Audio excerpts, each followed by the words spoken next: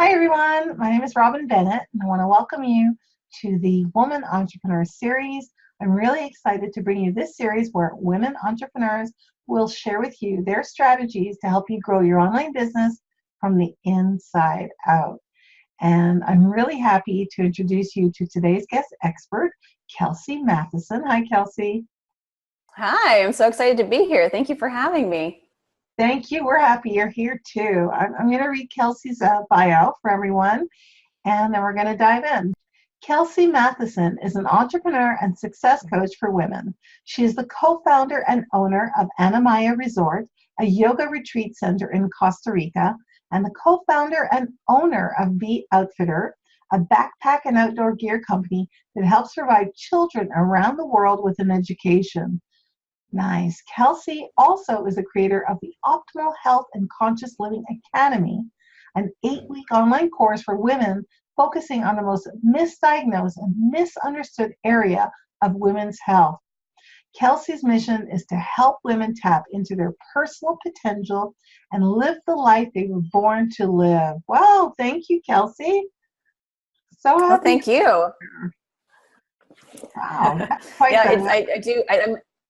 Thank you. Yeah, I'm excited for this series that you're putting together because I believe that, female entrepreneurs need support and they need communities. So this is really exciting. Well, thank you. I think that having you here has been, something that I really wanted to do. And just, reading your bio already, I was thinking, I know I'm going to be asking at the end of this interview, like, what is the number one misdiagnosed? Because I'm really curious. But I'm going to stick with today's theme, and we are going to talk about how to navigate life as a woman in society today. I love that. So if you don't mind, I'm just going to go straight to the first question, and that is, how do societal pressures contribute to our poor health? Awesome. Yeah. So I think in today's society, women especially have to be everything to everyone, right? We have to be a super mom. We have to be a powerhouse boss babe. We have to have a Pinterest perfect home and be everyone's best friend and have a rockin' body. And then of course, swing from the chandeliers in the bedroom, right? And the thing is that so many of us are buying into this. And maybe over a glass of wine with our girlfriends, we may say how awful that is or how unhealthy that is and that we don't really, try to live up to any of those pressures.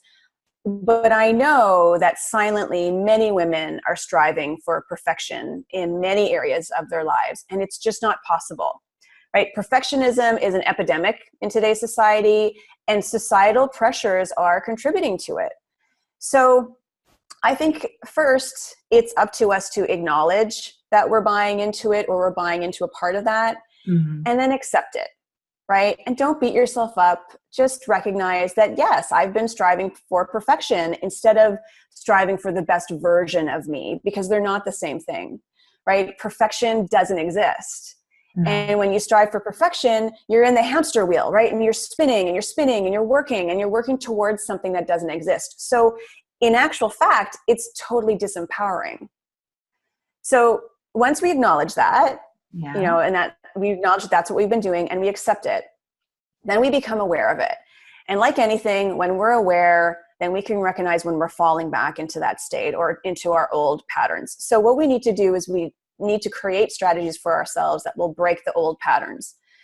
So for example, if you're not spending enough quality time with your kids or your partner, right? And I mean real focused, uninterrupted quality time, right? Because you're working 60 hours a week on your business, then you really need to create a strategy for yourself where that focused time is a priority, right? It's planned into your day, like a special business meeting or a client meeting or whatever. Like you make it a must, right? Or you have your staff or your VA take care of business for you during that time if necessary. And if you don't have a VA, then maybe it's time to get one, right? If you're not getting enough sleep, then make it a must, not a should, right? We always say, oh, I should do this or I should do that. But that automatically puts you in victim mode and it's not going to serve you. And I love this because Tony Robbins calls it shitting all over yourself, right? So you make it a must. So I do this exercise with my clients called the fire burning exercise, where you write out everything on a piece of paper that your attention goes to in a day or over the week, right? Everything and anything that needs your focus or your attention, or how you spend your time. So just as a quick example, that could look like spending time with my family, working out, working on my business, organizing the house or my office, writing my best-selling book, meditating, spending time with friends, and then household chores like grocery shopping, cooking, and cleaning. And usually the list is a lot more detailed than that, because when you sit down and really think about all the things that need our focus and attention, I mean, it's a lot. So after the list is done, I tell my client that all of these things are like an item in your house, and your house is burning down. But you have time to run into the house safely and save 3 things from this list.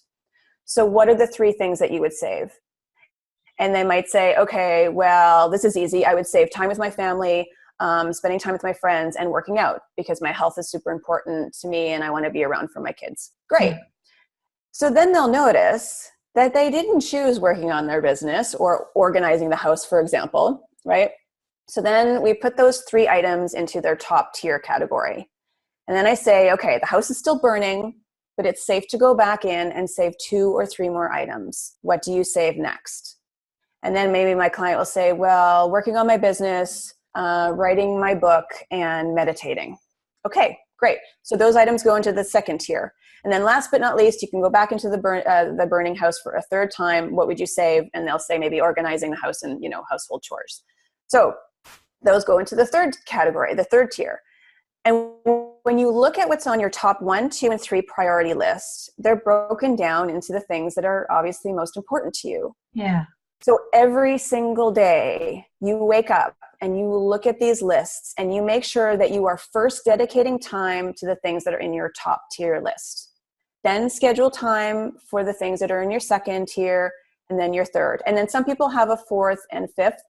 And I recommend stopping at around 4. But if you do have a 5th tier, then this is a huge sign that this is where you need to decide what you can delegate or hire someone else to take care of. Oh, yeah. Right? So maybe you should be hiring a bookkeeper to take care of the bills and the budgeting and the accounting, or do you need a professional organizer to come into your house or your office once a month to help keep things in order, right? Do you need your partner to order groceries online and have them delivered to your house so you just don't have to stress about it?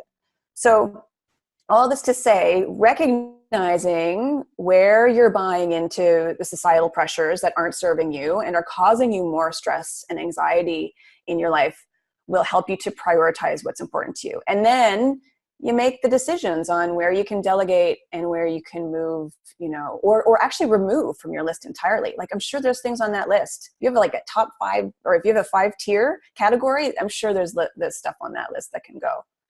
Because otherwise you're just driving yourself into the ground, and your health will suffer, and your relationships will suffer, and your business will suffer. And for many of us, those are all the items that sit in the upper priority tiers, right? So we need to shift those priorities to keep ourselves healthy and happy. And when you have it listed like that, it's a lot easier for you just to see right in front of you. I like that very much, especially like if I have the 5th one, it's really a sign that there's something that's got to change. Like, first of all, its position is probably what I've concentrated the most on. And the fact that it's in 5th place, it's like, okay, I either need some more help or it's got to go.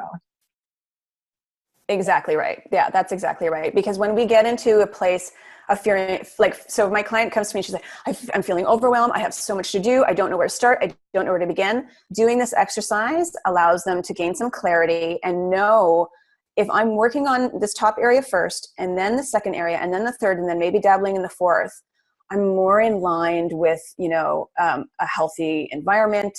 My schedule is more in balance with what I need and what's going to fulfill me up and allow me to have a happy and healthier and life that flows, right? Mm-hmm. So I find it super, super helpful, especially when we're in that space of overwhelm, when we're in that place of just feeling really crazy. It just seems like it's a great quarterly exercise or monthly exercise to just, because things change. I mean, if I look at what my January was like compared to my June, my priorities, other than obviously the top ones, which are family, have changed immensely. So I would think that we do this maybe on a regular basis, or, would you recommend that we do it Absolutely. quarterly, monthly? I mean, I guess it depends on the situation. Quarterly would be great. But if Mhm. you do feel like you're going through more than, like if your stress levels are elevated more than normal, if you're, really, really overwhelmed, then I think this is a really great grounding exercise. But if you were to do this quarterly, because you're right, things change, seasons change, business changes, things happen in our lives. We have emergencies with our families or, whatever. So, where our attention and our focus goes does shift. So in order to stay on track, doing it quarterly, I think is a great idea. Cool, cool. And now I know one of our priorities is self-care. So when like sometimes we don't feel like we really have any me time, how do we, and yet we're still giving like everything to everyone else. So how do we find self-care? How do we do that for ourselves? Yeah, I think this is one of the biggest things I hear. It's like, I just don't have time for me, right? And Yeah. the fire burning exercise is actually a great tool for making me time and self-care a priority. But there's also this little word that is probably one of the most powerful words in the English language, and you probably know where I'm going with this, and the word is no, right? So you heard of that word? So for any of us who've raised toddlers, we know how empowered our kids feel when they learn the word no, Yeah. right? It's like, wait a minute, I can kind of control what happens to me. Like, I actually have the power to say no if I don't I don't know what's going on. Like, that's amazing. Like, their minds are blown when they learn that they actually have the power to say no, right? And that little word is really empowering. And I think more women need to incorporate it into their daily lives as well. And simply for self-preservation. And you'll see where this fits with self-care as I go along. So initially, when we start saying no, we feel a lot of guilt. And it's going to be uncomfortable, especially if we're typically yes people, right? And we give 100% to everybody else but ourselves. But being uncomfortable is a sign of growth. And also, if you say yes to something, but you really don't want to do it, then you're not being authentic. Right? And in this day and age, we talk about living our lives authentically and with integrity, but it's amazing that we still have such a problem saying no. So we need to practice in order to make it comfortable, right? We need to train our brain that saying no is actually an option, right? So no, I'm sorry, I already have plans. Or no, I can't take that on right now because my workload is tapped. Or no, that project isn't really a good fit for me. Or no, I'm just not really interested in going to that event, right? So that little word puts you in control of your life, right? And when we're talking about not having enough me time, it's because we're not in control. Mm-hmm. So it's because we're overwhelmed and we're burning the candle at both ends. So using the word no helps you limit what you spend your energy on, and it teaches others what your boundaries are as well. Right. And it's true. I mean, some people are going to find that jarring at first because they're used to you being the yes girl. Yeah. But once you lay down the line, like in the sand, right, and they start to understand that you're not afraid to say no, majority of people will respect you more for it, and they will start to treat you differently because you're respecting yourself more, and and then you're living authentically. So when you do the fire burning exercise, this is also a big help in this area. And then when you start to practice saying no, you inherently start to create a life that flows and feels more effortless. And then you end up having the time for yourself because you're creating a life that supports and encourages that me time. And you take control back, basically. I love that. And I also think that as we progress in our no's, that probably, even though there's going to be those that aren't going to like it, that eventually Definitely. we stand in that. Like, we're like, that's okay, but you don't have to like it. It's still no. That's exactly right. And it's going to feel a little uncomfortable at first, and you're Yeah. going to be worried about hurting people's feelings or whatnot. But you know what? That's also, it's not only a part of your growth, that's probably a part of their growth as well. Good point. Which is not your responsibility. Or maybe it is, and you can feel good about, I'm helping you grow here. I'm going to say no because it's helping you grow as well. But essentially, yeah. But essentially it's about taking control back. Because when people are like, Kelsey, I just don't have time, for self-care. It's like, then we need to start prioritizing it. We need for you to get control of your life back. So the message here is that if you have no time for self-care, you're probably saying yes way too often. Absolutely. Self. So, can we talk? I just want to shift a little bit. If we feel stuck in our career and our life now, other than self-care, how do we go about figuring out what our life purpose is within our career? You have such great advice. Like I'm just loving this. Oh, it's okay. I'm glad. Yeah, this is a lot of fun. And actually, life's purpose is one of my specialties. So one of the first things that I work on with my clients is creating a life's purpose. And I actually, when I created mine, which I want to redo, it's sitting on my wall. I printed out my life's purpose after I worked on it. I put it in a frame and it sits above my desk now. Cool. And I know a life's purpose sounds daunting, right? It's like, a life's purpose, like what was I put on this planet to do, right? Like that's daunting. But we are all here with a purpose. And I believe we are all here with that purpose because we all have incredible gifts. So defining that is really important, especially if you're feeling stuck. If you're feeling stuck in your career or in your life, then I think defining that for you is crucial.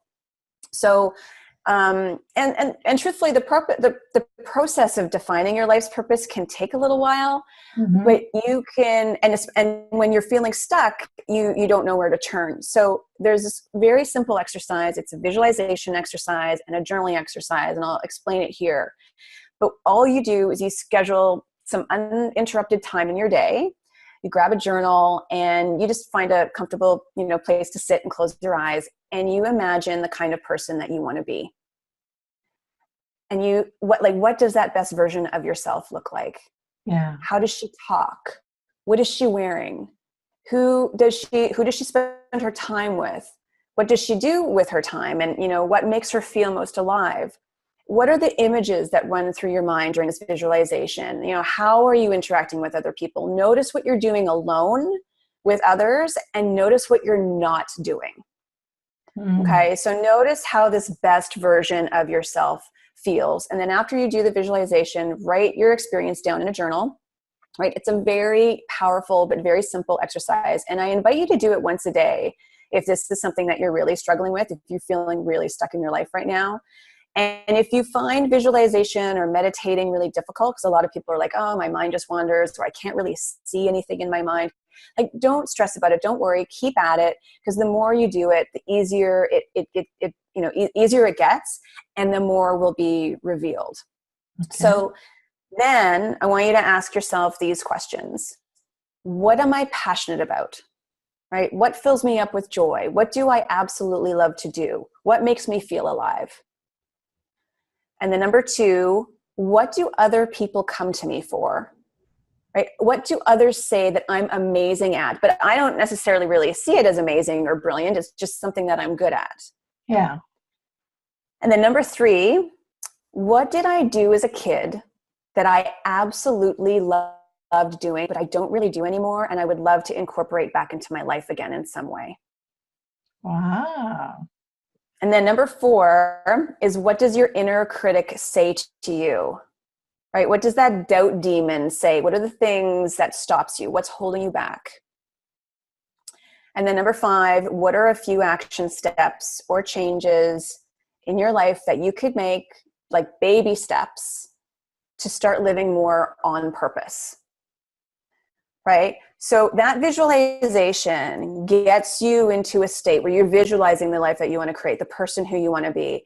And then followed by that journaling exercise, it helps to clarify where you're stuck, why you feel stuck, but also how to move like out of the mud, so to speak, right? Like even if it's just inch by inch, but at least there's movement, right? If you're stuck, there's no movement.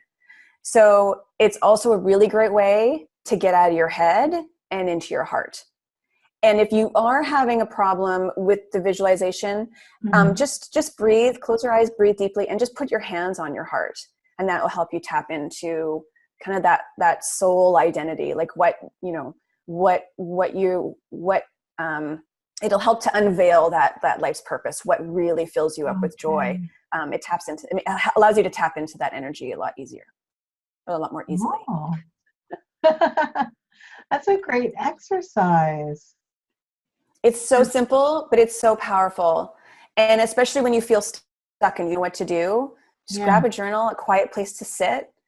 And it's amazing what will come up, especially the question about your childhood. Like that's a really powerful one for a lot of people. Oh, good. I hope everyone's taking notes, because I think that's an exercise I want to try. And you were saying that you were going to read your life's purpose to us? Yeah, so my life's purpose is to live consciously and courageously, to create opportunities for myself as well as for others that give back and are socially and environmentally responsible. Nice. And I feel like I'm ready to change that now, because that life's purpose was written before I was a coach. And even though I'm a business builder and I want to create opportunities for myself as well as for others, but a lot of my purpose has to do with serving now. And like you had mentioned before, it's really about serving women and helping and guiding them to create the lives that they were born to live. So I feel like now that has really, it's been a big part of my life now for the last 3 years, that I'm going to shift my life's purpose to make sure that it incorporates that. And that's the great thing about a life's purpose, is it can be, something that evolves and changes as you grow. Well, yeah, because I often say this, that we don't know what we don't know. So as we're maturing in life and our experience, I think that it's just part of, like I was saying earlier, doing stuff quarterly, just things change, shift priorities, things happen, something new happens, that we think, oh, I really love, I've never thought of, for instance, being a speaker. But after doing all these interviews, it might be something I might think, I never thought of doing interviews. Like maybe I'll do a podcast and spread the word in a broader manner or something like that. So I like that you mentioned like your life's purpose can change, or you can add to it, or maybe something's changed where it's not as important as it was 2 years ago. Absolutely. Yeah. Cool. Now, let's talk a little bit about motivation. Okay. Like sometimes we're procrastinators. We can be procrastinators. How do we get motivated? How do we get get out of that procrastinator state? I know we can all relate to having those days, right, where you're totally unmotivated and you feel like you'd rather, you want to surf Facebook or watch Netflix, than work on our business, or we get distracted because life takes over, right? We have a family member who becomes ill or whatnot. So I'd like to talk about the fact that we are actually designed to get distracted. So that's how our brains are wired, because we wouldn't survive if we didn't get distracted, right? We wouldn't see the car speeding around the corner that stops us in our tracks, right, from crossing the road. And we wouldn't see your child about to grab a sharp object when we're focused on making dinner. So if our only focus was to cross the road, we would get hit by the car. If our only focus was to make dinner, our child would hurt themselves. So our brains are wired so we can get distracted. And we also have fears, which are there to keep us safe.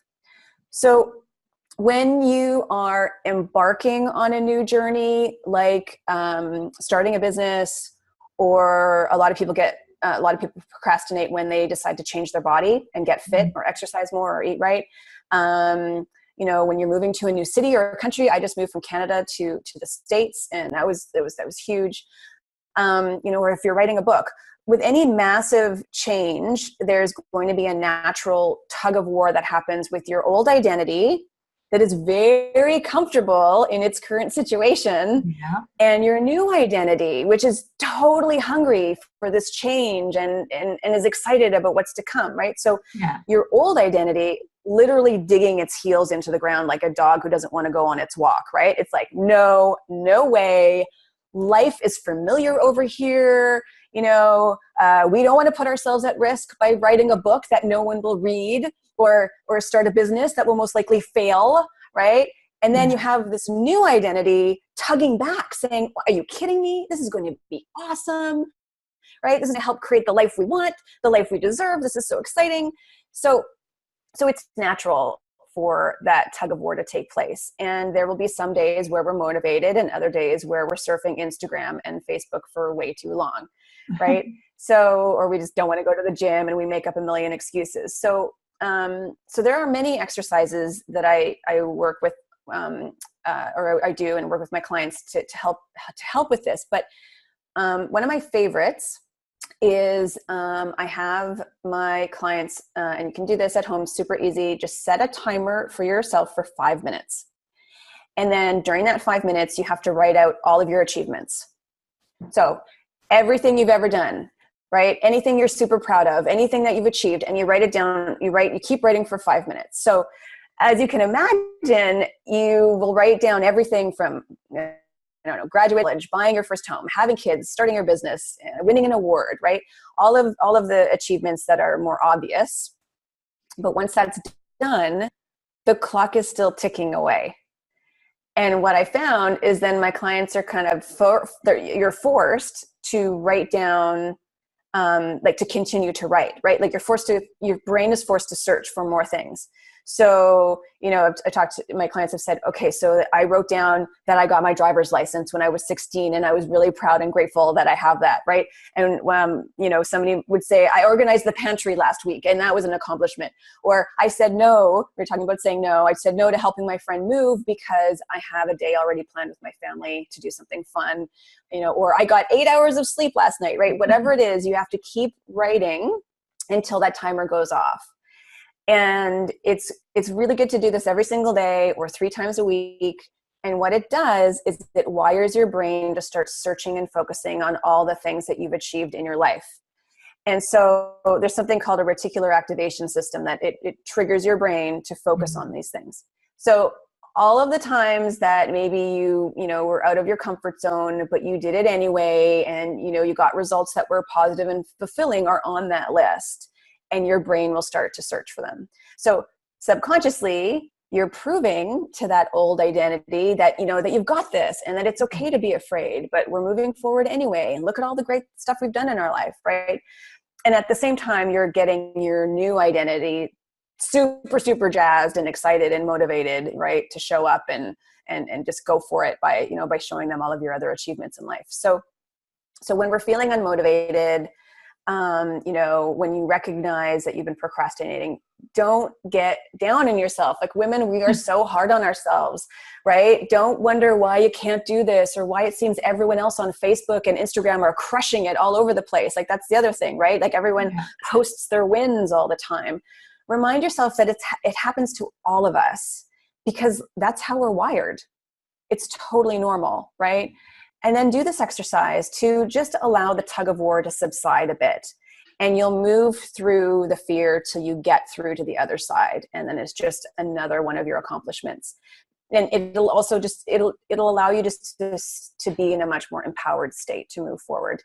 And then if you procrastinate once in a while, you get unmotivated. I mean, it's normal, but this will just help you move through it.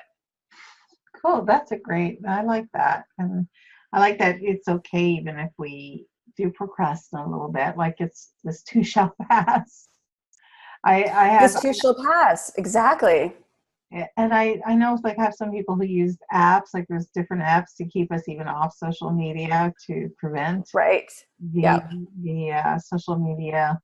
You can go on. I can remember once I went on to get something on a group. I wanted to actually upload a banner onto a group for a client.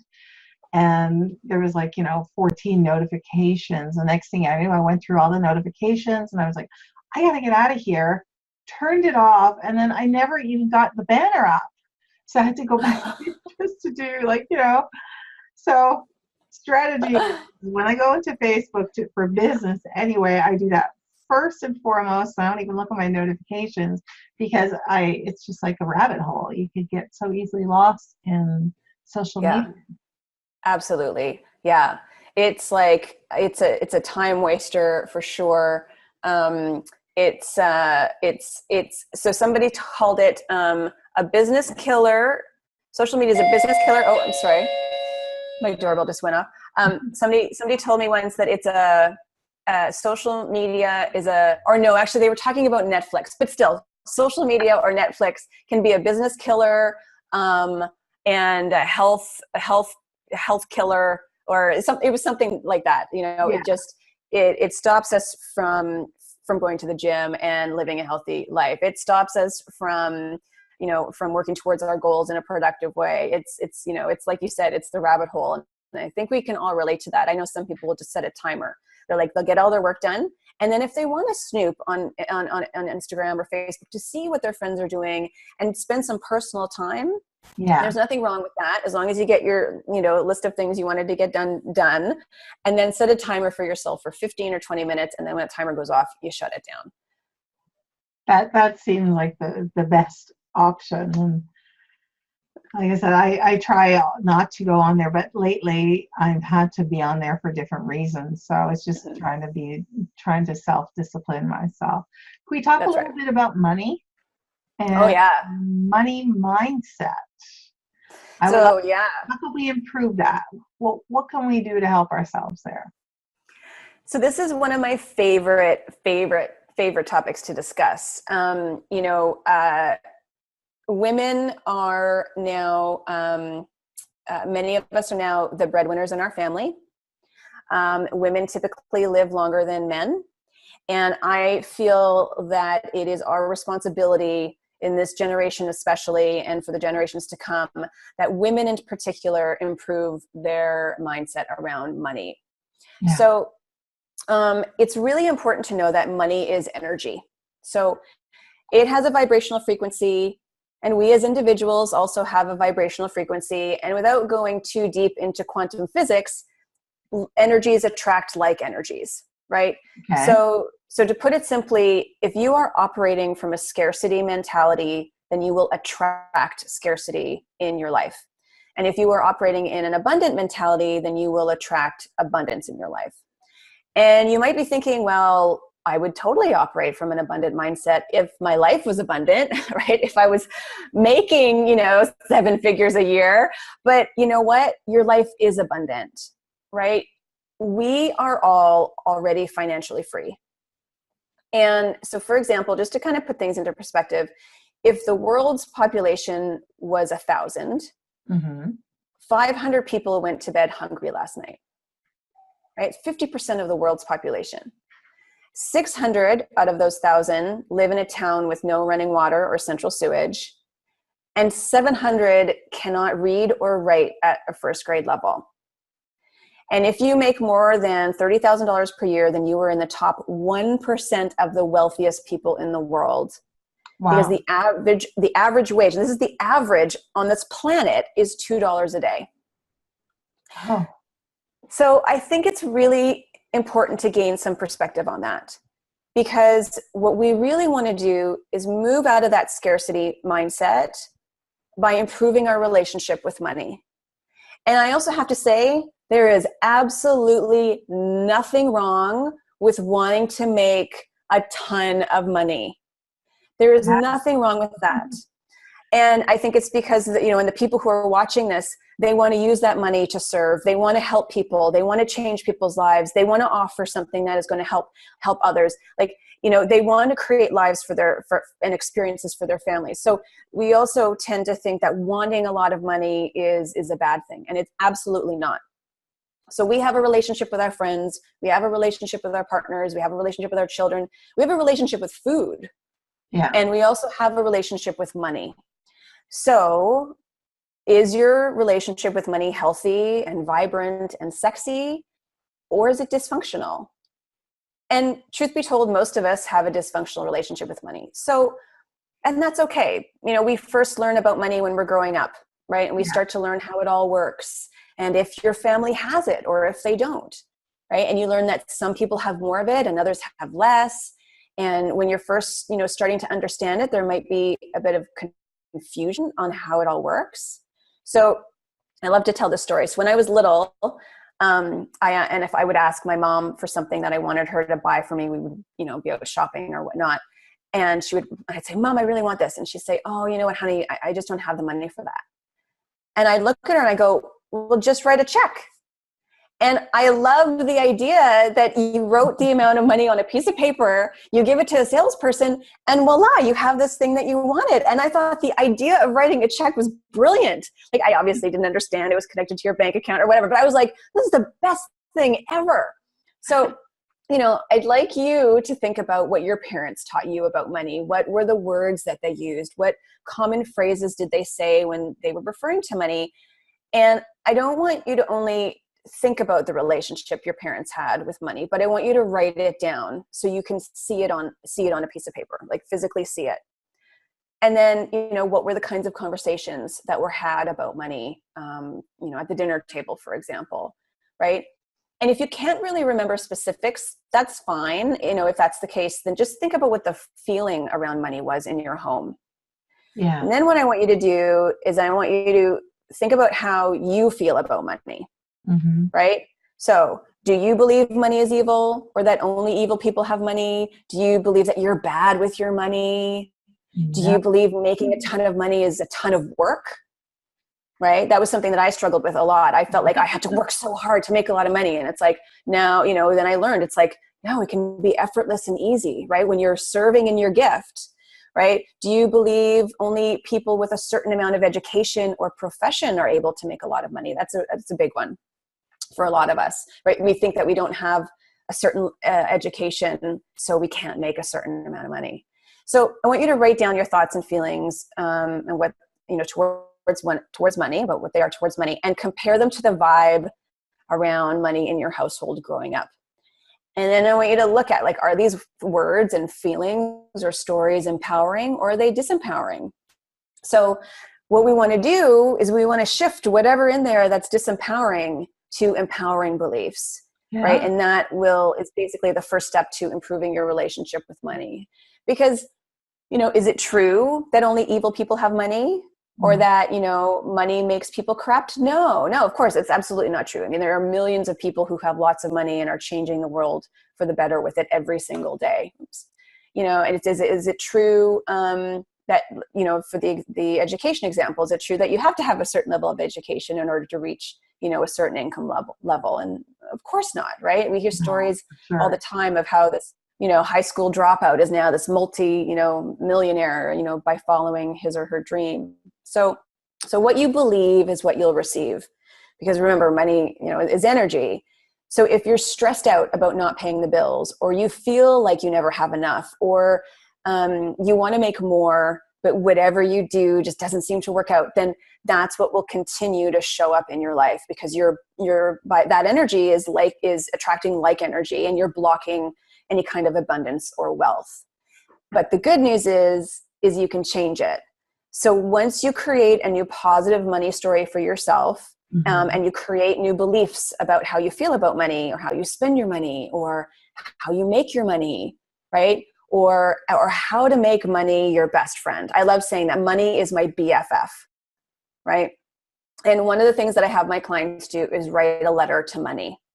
So I talked about it being like you're in a relationship with money. Yeah. So if you have a dysfunctional relationship, dear money, and you talk about, how has your relationship been dysfunctional? What you promise to do to make it a healthy and thriving and sexy relationship, what you expect from money as well. Like you're in, like this is your spouse or your lover or your partner, write a letter talking about its needs, your needs, the relationship, what you want it to look like. And then you write it out, and then you read it to yourself every day. And one of my recent clients is doing this, and then she read it for a week, and then she changed it up, and then she read the new letter for a week, and then she changed it up, and she read the next letter for a week. And crazy, amazing things are changing in her life. It's like, it's awesome to see. Her income is changing. She's getting job opportunities all the place. She's a photographer. She's an artist. All these cool things are happening. And she very much similar to me, which is why I could relate to her. She very much had a mentality of making money equals a lot of hard work. Yeah. Right. You have to work really, really hard in order to make a lot of money. And then now we're shifting her to a more empowering belief. Yeah, because sometimes we're told if we're not working hard, that's why we're not making money, or we're not hustling enough, we're not doing it hard enough, we're not, so it's just like, oh, I'm not, meant to be. But I do think sometimes when we achieve, I thought I saw one of my pets. Sorry, I think sometimes when we achieve that a monetary goal, it also helps us to shift. Okay, this is possible. Like I remember my first big month, it totally shifted the way I saw things, and it brought other big months. And then it became, then I had to raise the bar as to what I used to think was when I first started online. I remember I worked doing some video montages, and we used to sell on eBay. And when I first got my first $400 month, like that was not a job, I thought I had like, wow. And that actually shifted a lot of things for me with money, because I grew up in where, money's hard, and money doesn't grow on trees, and you right. have to, like, I don't have money for this, I don't have money for that. So you have that sort of, but when I started earning money, it started helping me shift. I love your tools, because I think that those are, ways to really open up that relationship and even see bigger and better results. That's it. Because if you say had to work, I don't know, 50 hours a week to make $50,000 a year, for example, but you want to double that, you're going to what? You're going to work 100 hours a week to make 100 grand? Like, and then you want to double that, and then you want to it's not sustainable. It's not reality. When you are in line with your life's purpose, we talked about life's purpose. When you're in line with your life's purpose, and you're serving from a place of passion and your true gifts, and you really improve that relationship with money, there is a way to have all the money that you want in an effortless and easy and balanced and flowing manner. But it's about shifting that mentality. And I find, it's one of the reasons why it's my favorite topics, because so many women do have a dysfunctional relationship with money. I mean, men do as well, right? Yeah. Like I remember in the very, very beginning of, my work with all of this, my husband and I had a conversation, and he said to me, he goes, I know that I grew up with a really strong judgment about people who wanted to make a lot of money. He was like, I was judgmental, and I thought they were selfish, and I thought they were this, and I thought they were that. And I was like, and let's work on that story for you. Well, I work on that story, my story and my money mindset, because I am a person who, I do want to make a certain amount of money in my life. I do want to I have income goals. I do want to make a lot of money. There's nothing wrong with that. But I'm married to somebody who grew up with judgments about that. So we had to kind of come together to talk about his story and my story, and then, grow together so that we both can be in we both can have a good, healthy relationship with money. So it's a really interesting topic, because it starts that relationship starts when we're really young. Yeah, it does. And then you can, with your mindset, you can help your children have a healthy mindset with money. And because it's true, I've noticed a lot of people, I used to be afraid when I invoiced people to, like, could you pay me, please? Because I thought it meant that I was being greedy, because you're now my client and I want you to pay. I'm sorry for asking for my money. Yeah. You know what I mean? And I had to shift that, because it was like totally normal. When I go to the store, they want their money. That's right. They'll take a credit card, but they still want something in return. And even though I'm offering services and not the goods, so to speak, it's still, an exchange. But my money mindset had it where, at least wait a few hours or a few days, before you Right. ask for payment. And I got over that. I totally, Yeah. that's totally Yeah. good. And we have to, especially as entrepreneurs, we have Yeah. to, right? And we really have to sit in that empowered state of, I am providing something that is valuable. And again, we have to remember that money is just energy. So it's going to flow into your life, and then it's going to flow out of your life. And another tip I'll talk about is every time you pay a bill, celebrate, be happy. All right. My phone bill is paid, and I'm so grateful that I have my phone, and I'm so grateful that I have this service, and I'm so grateful that I can travel and have internet and my emails and whatever, and then pay that bill. And instead of getting like, oh, I have to pay, another bill. Oh, all of my mail, it's all bills. Shift that to be celebratory, to be grateful, to be so happy that you can pay that money. And because that also is a big part of shifting that mindset. So it flows in because you have value, because you're offering a service or a product or whatever, and then it's going to flow right back out, right? Yeah. It's energy. And I can even see how being happy that you paid your bills could, bring that energy of attract more. Absolutely. Yeah. Because I admit, I like it when I pay my bills. Like, I'm like, there you go. Feels good. I owe nothing this month. Yeah. Like, and it makes me feel so empowering. Yeah, that's fantastic. Yeah, so I feel like it's one of my favorite topics to talk about. I can see why. That's cool. So before we finish our interview, you have a free gift for our viewers? I do. So I'll send you the link, but it is a free gift to my 30-day meditation program. I'm a big believer in meditation. I'm a big believer in all of the benefits that meditation can provide. And I feel like women who are building their own businesses, even if it's just 10 minutes, for yourself to have that uninterrupted, very quiet, mind, body, and spirit time. And specifically, this meditation is called Meditation for Success. So it really is meditations that are there to support you in creating the life that you want. So I'll send you the link, and it's a product that's worth $250.